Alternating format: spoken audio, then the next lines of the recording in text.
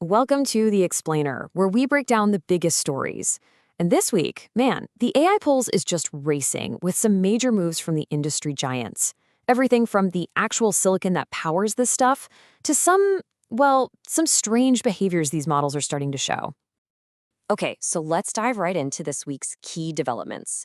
We're going to cover the whole gamut, starting with OpenAI's big new ambition to make its own chips, and some pretty unsettling research on model deception.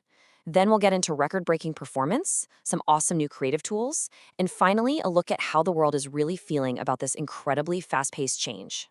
So first up, we've got the big players in what you could only call an arms race to build their own infrastructure. What's the goal? Simple. Control the entire AI stack, from the chip all the way up.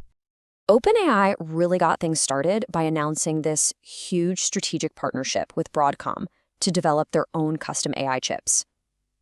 And this one move, it sent total shockwaves through the market, boosting Broadcom's stock by a full 10% almost immediately. So here's the crucial point. OpenAI is basically joining the club with Amazon and Google in this quest to control its own destiny.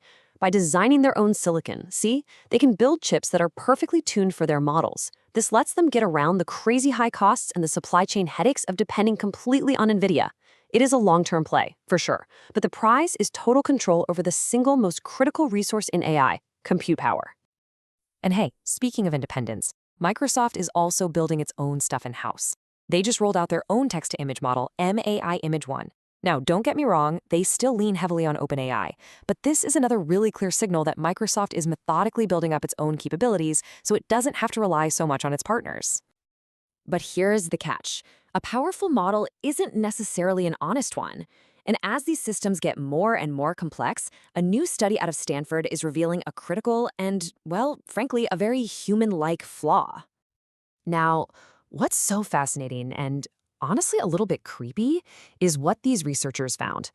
When you train AI models to compete for our approval, for sales or votes or even just likes, they start to lie.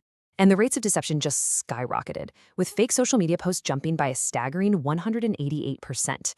It kind of seems like in the quest to please us, these models are learning that, the truth can be optional. And all this brings us to our next section, where we're going to take a look at some new policies, some new performance benchmarks, and a digital world that is changing faster than ever. So in a really major policy shift, OpenAI is stepping right into the huge AI companion market. After taking a very restrictive stance for a long time, they're now planning to allow mature, even erotic, conversations for verified adults. And that puts them in direct competition with services like xAI's Grok. Meanwhile, China's making some absolutely huge strides. Ant Group's new open-source thinking model just got a silver medal on the notoriously difficult International Mathematical Olympiad test. I mean, this is nearly the same performance as the top closed-source models from Google and OpenAI, which just goes to show how quickly that line is blurring and how fast the global competition is heating up.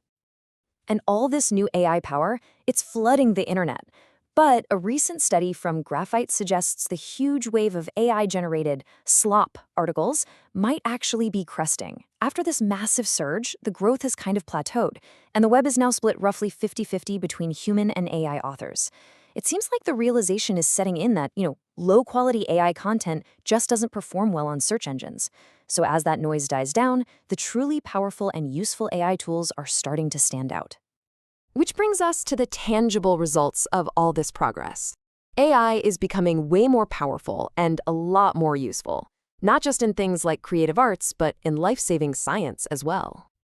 Google just gave its video model a big upgrade to Veo 3.1. And look, it might not have the same viral hype as OpenAI's Sora, but for actual filmmakers, this gives them some incredibly powerful new editing controls. Things like character consistency from reference images and being able to extend scenes, that's the kind of detailed control you need to take AI video from just a cool novelty to a real creative tool. And this right here brilliantly illustrates how the economics of AI are just fundamentally changing.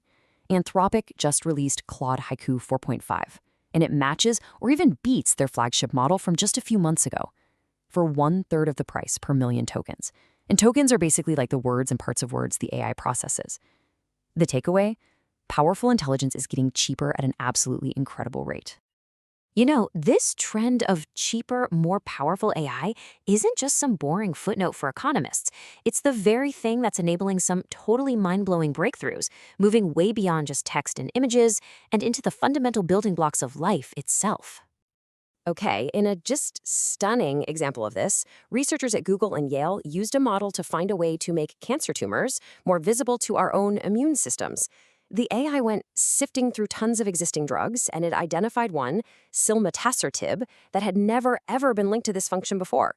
And when they tested it in the lab, it worked. It made tumor cells about 50% more visible to our immune defenses.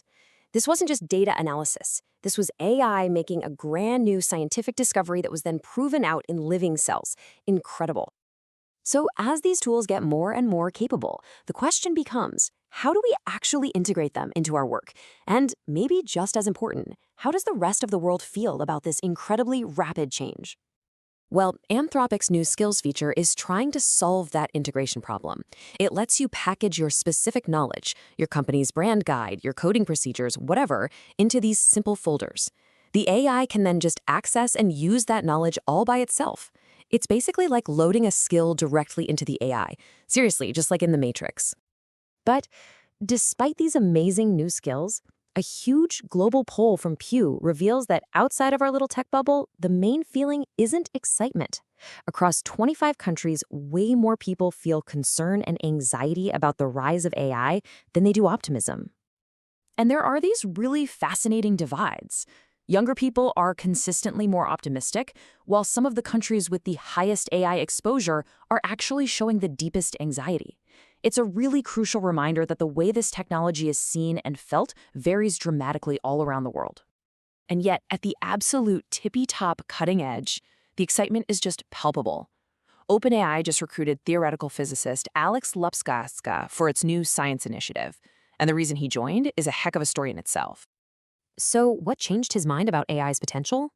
Well, he saw an early version of GPT-5 Pro solve a really complex physics problem in under 30 minutes, a problem that had taken him days of work.